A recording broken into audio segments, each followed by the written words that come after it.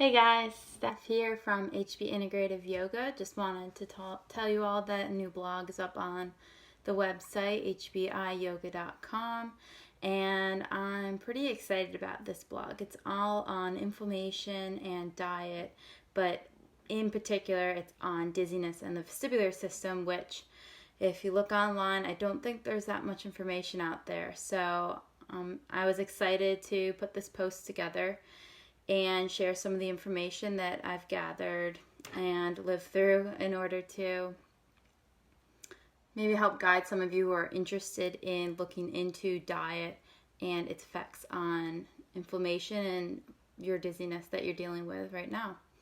So, inflammation, what is it? Is it good? Is it bad?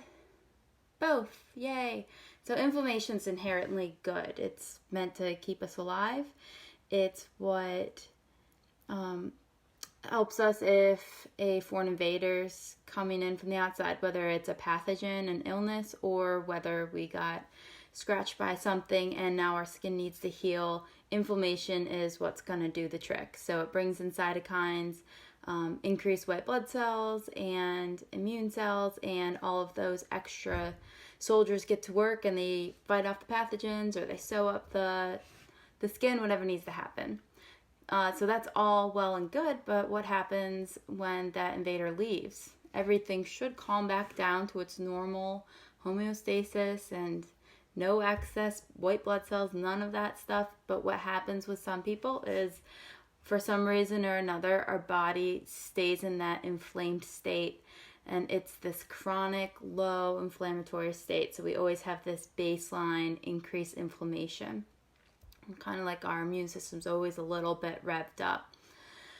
So why that's so bad is that we're always on this high alert. It wears out our body. It also has been shown to lead to a lot of chronic illnesses like diabetes, heart disease, cancer, autoimmune issues, including dizziness as far as one of the symptoms. So there's been a lot of talk lately. I think this is a really hot topic, especially since so many people are now dealing with chronic issues, especially here in the United States, with a pretty high percentage. So what's the solution? There are a lot of people out there talking about stress, meditation, anti-inflammatory medications like NSAIDs, Advil, ibuprofen.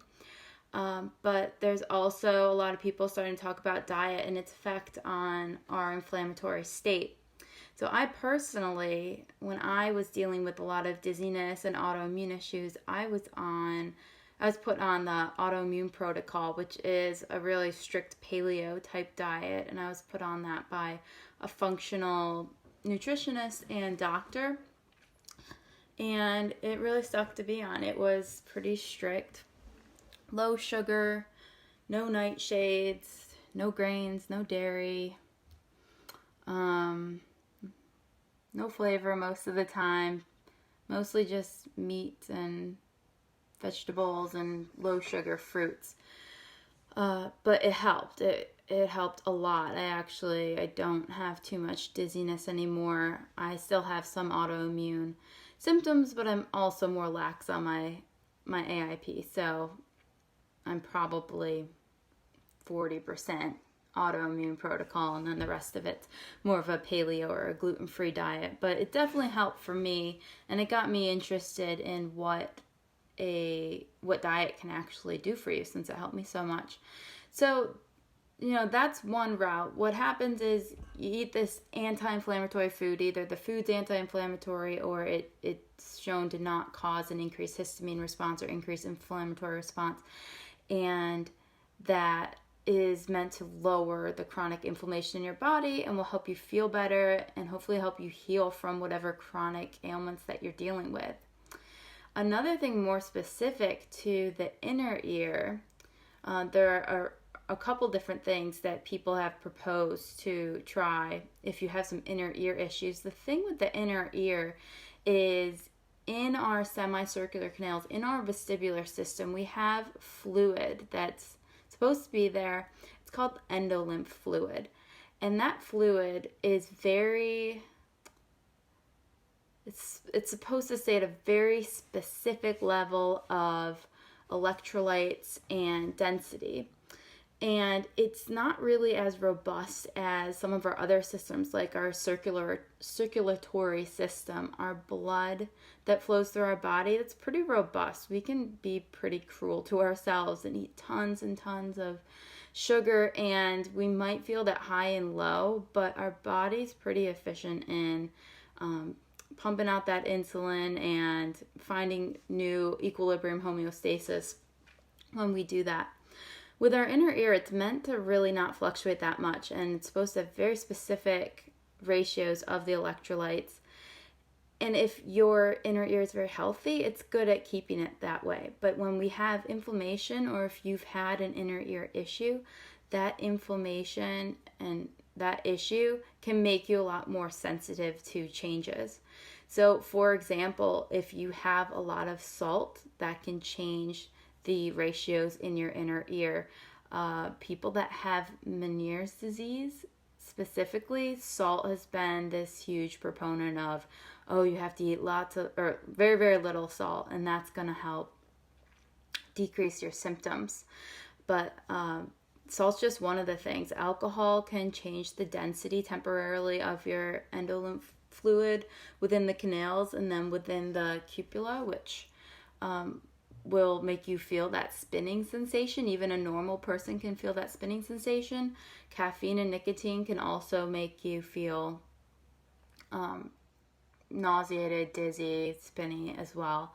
And then sugar is also shown to do that. So besides the autoimmune diet, people that specifically struggle with inner ear issues should take a deeper look into specific things that might be affecting their inner ear balance.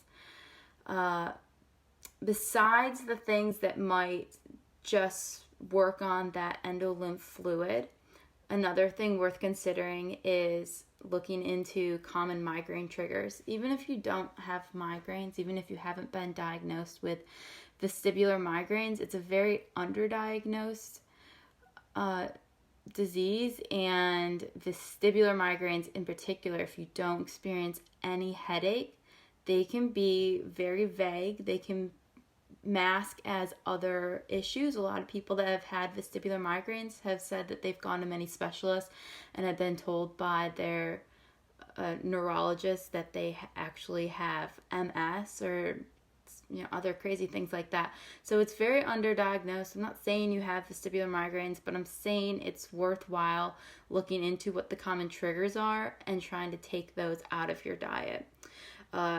Generally, the consensus is to do an elimination diet. So you take out all of the triggers first, and you're eating a very migraine-free diet, and then slowly, maybe one item a week, you add it back in, and all the while keeping a journal of the diet, the food, the water, the supplements that you intake, as well as stress levels, which are known to trigger migraines, as well as sleep patterns. So if you're not sleeping, or if you are sleeping, and the last one is, especially for women, your hormone cycle. So men, your hormones don't fluctuate as much. It's not to say that it's not possible for your hormones to cause migraines, but women, we definitely go through these fluctuations each month. So be mindful of what cycle you're at. You might find that every time you're